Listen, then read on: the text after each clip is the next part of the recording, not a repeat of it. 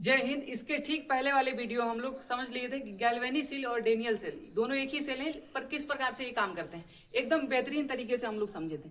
लेकिन आज के वीडियो में एपिसोड में हम लोग समझेंगे कि चैप्टर वही है, वैद्युत रसायन। इसमें एनोड भी कैथोड किस तरीके से काम करता है और जो ये गिब्स ऊर्जा है ये किस तरीके से काम करती है, और एक साथ में हम लोग एक और समझ लेंगे जिसको फैराडे का नियम इसी में इंक्लूड किया गया है। तो आइए हम लोग सबसे पहले समझते हैं कि एनोड क्या है और कैथोड क्या है। तो हम लोग सबसे पहले पढ़ रहे हैं गैल्वेनी सेल। इसके पहले वाले वीडियो में स्पष्ट बताया गया था कि गैल्वेनी सेल का कोई मतलब नहीं है। 99.99% कहीं उसका यूज ही नहीं हो रहा है, खाली आपका लैब में यूज होता है। तो उसी सेल को हम लोग पढ़ रहे हैं। तो आप याद रखिएगा ये किसके लिए, तो हमेशा गैल्वेनी सेल के लिए। गैल्वेनी सेल में क्या होता है कि जिंक की राड जब डाली जाती है तो जिंक के राड पे बहुत सारे इलेक्ट्रॉन एक साथ में आ जाते हैं, तो उसको कह देते हैं इलेक्ट्रोड, यहाँ पे सॉरी इनोड। तो जिंक क्या है, जिंक की राड इसमें क्या हो जाएगी, इनोड। कैथोड में क्या होता है कि कॉपर की जो राड होती है उस पर प्लस चार्ज आ जाता है और माइनस को लेने के लिए ये प्लस हो जाता है, जिसके कारण इसे क्या कहते हैं, कैथोड कहते हैं। बस ये दो ही चीज है। अब एक चीज और समझिए, बहुत ज्यादा कंफ्यूजन होती है विभवांतर, सेल विभव और मानक इलेक्ट्रोड विभव में। तो विभवांतर समझिए, विभवांतर वो कहते हैं जब किसी चीज में धारा बह रही होगी तो उसके अंतर यदि हम पढ़ रहे हैं, जिसे हम समझे कि हमारे लेफ्ट वाले धारा में 20 वोल्ट का करंट आ रहा है और राइट वाले में हमारा 10 वोल्ट का जा रहा है, तो इसका अंतर जो होगा वो विभवांतर होगा। लेकिन हमारे में इस समय कोई करंट नहीं जा रहा, तो इसमें कोई विभवांतर नहीं है। लेकिन कोई बैटरी है, कोई सेल वगैरह है, तो वो चल नहीं रही, कोई बल्ब नहीं चला रहा है, तो उसमें कोई विभवांतर नहीं है। विभवांतर क्या है, जीरो है। लेकिन उसकी अपनी तो कुछ क्षमता होगी कि नहीं होगी, उसी को कहते हैं केमिस्ट्री में सेल विभव कहते हैं। तो सेल विभव का ये मतलब है कि उसकी पावर कितना है। जैसे आप बाइक की बैटरी लेने जाएंगे, मोटरसाइकिल की, तो उसमें लिखा होगा कि 6 वोल्ट 7 वोल्ट। आप कहीं वैन वगैरह के लिए लेने जाएंगे तो उसमें लिखा होगा 12 वोल्ट।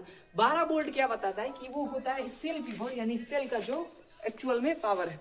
अब ये समझिए, ये मानक इलेक्ट्रोड विभव क्या होता है। देखिए, बहुत सारे वैज्ञानिकों ने कहा कि जब आप अलग अलग टेस्ट करेंगे तो मानक इलेक्ट्रोड विभव सबका अलग अलग आएगा।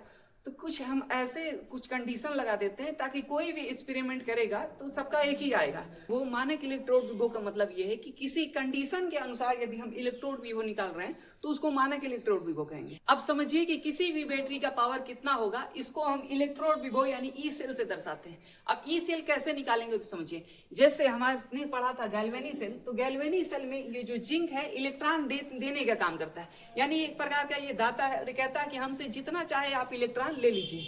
और ये कापर उसी तरीके से भूखा भिखारी व्यक्ति है, तो ये हमेशा इलेक्ट्रॉन मांगता है कि कोई भी आए हमको इलेक्ट्रॉन दे करके चला जाए, हम एकदम से प्रसन्न और शांत हो जाएंगे। ये दो चीजें होती हैं। तो इसमें क्या होता है कि कॉप, इसमें देखिए ये ई सेल बराबर ई कैथोड माइनस का ई एनोड लिखा है। तो कैथोड और एनोड को आप लोग समझ लिए होते कि कॉपर जो है ये क्या हो गया, कैथोड हो गया, और एनोड का काम कौन करता है, तो ये जिंक काम करता है। अब इसमें समझिए कि जब कोई हम दो प्रकार की एक राड ले ली, दो एक बैटरी बना लिया और इस बैटरी में दो प्रकार की आपकी राड लगी होंगी, तो एक पे प्लस होगा दूसरे पे माइनस होगा। अब प्लस में क्या होगा, सीयू। तो अब सीयू को बहुत ज्यादा भूख लगी होती है, किस चीज की, तो इलेक्ट्रॉनों की। तो इलेक्ट्रॉनों को सीयू खींचेगा किधर से, इस वाली राड से क्या करेगा, इलेक्ट्रॉनों को बहुत तेजी से खींचेगा, मतलब अपनी पूरी ऊर्जा से खींचेगा। और कितनी ऊर्जा से खींचेगा तो उसको आप वैद्युत रासायनिक श्रेणी हम कुछ समय पहले पढ़ाएंगे बाद में, तो उसमें बताया जाएगा कि सीयू का पावर कितना है। तो सीयू का पावर होता है 0.34 वोल्ट वैद्युत रासायनिक श्रेणी के अनुसार, इतना वोल्ट होता है। यानी सीयू इतने पावर से किसी चीज के इलेक्ट्रॉनों को खींचेगा।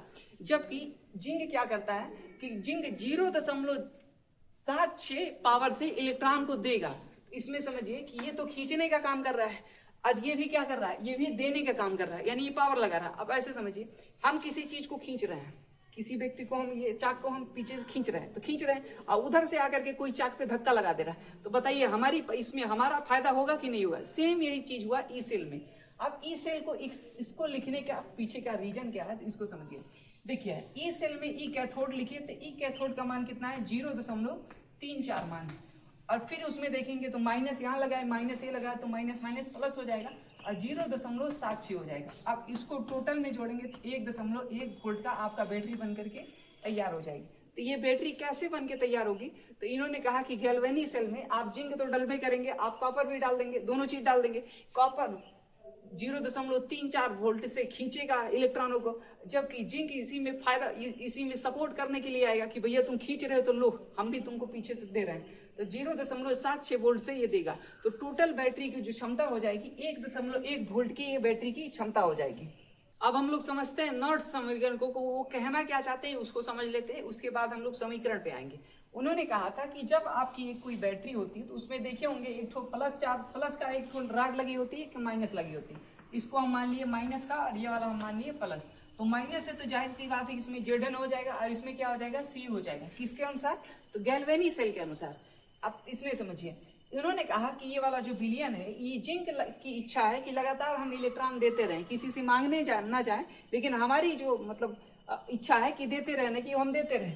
तो ये देते रहेगा इलेक्ट्रॉन, जिसके कारण इस क्षण से बहुत ज्यादा इलेक्ट्रॉन निकल चुके होंगे और ये क्षण ऑटोमेटिक पतली हो जाएगी। और दूसरा चीज है कि कोई भी परमाणु होता है तो हालांकि परमाणु होता है वो तो उदासीन ही होता है, तो जब इलेक्ट्रॉन देगा तो उसका जो धनायन बचा वो आकर के कहाँ मिल जाएगा? इसमें मिल जाएगा। तो इसका जो विलयन होगा ये सांद्र हो जाएगा। सांद्र का मतलब है कि ज्यादा पास हो जाएगा।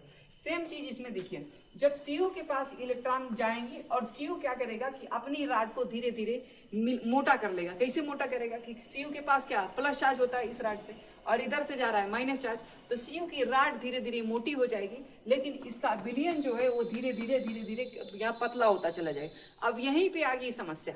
तो आप देखे होंगे कोई भी बैटरी है जो चार्ज और डिस्चार्ज होने का जो मैटर है वो सब इसी के काम करता है। किससे? नर्स के समीकरण पे।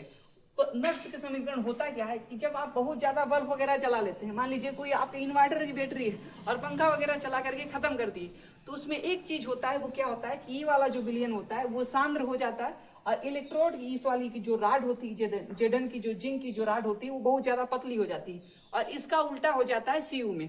अब इन्होंने एक समीकरण के अनुसार कहा कि किसमें कितना ज्यादा सांद्रता होगी तो जो सेल का जो पावर होगा यानी वोल्टेज होगा वो कितना होगा, तो उसको समझिए। अब इस समीकरण को ध्यान से देखिए।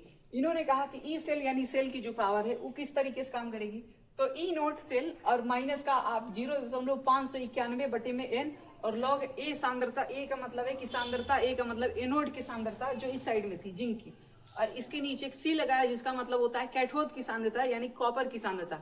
कॉपर यानी CuSO4 का विलयन की बात हो रही। अब इन्होंने कहा कि जब आपकी यहाँ के देखिए कोई मान है, जैसे हम यहाँ पे ले लिए 10 और ऊपर ले लिए यहाँ लिख लिए 6 और बटे में लिख लिए 3, तो 6/3 इसको 10 हो गया और 6/3 करेंगे तो 10 माइनस का 2 करेंगे तो आपका निकल करके आ जाएगा 8। अब दूसरा देखिए, यदि हम इसकी जगह पे 8 कर दें, इसकी जगह पे यदि हम 12 कर दें तब क्या होगा, तो इसको काटेंगे तो 10 माइनस का 1 या इसको काटेंगे तो आधा बचेगा तो 0.5, यहाँ 9 कितना हो जाएगा 5 हो जाएगा। तो इसी हिसाब से जब नीचे की संख्या का मान बढ़ा देंगे तो ऊपर वाला वैल्यू ऑटोमेटिक बढ़ जाएगा और नीचे की संख्या घटा देंगे तो ऑटोमेटिक घट जाएगा वैल्यू। तो इन्होंने कहा कि जब एनोड की सांद्रता कम करेंगे, एनोड की सांद्रता क्या करेंगे कम करेंगे तो चार्ज ज्यादा मिलेगा, तो सेल की पावर ज्यादा होगी।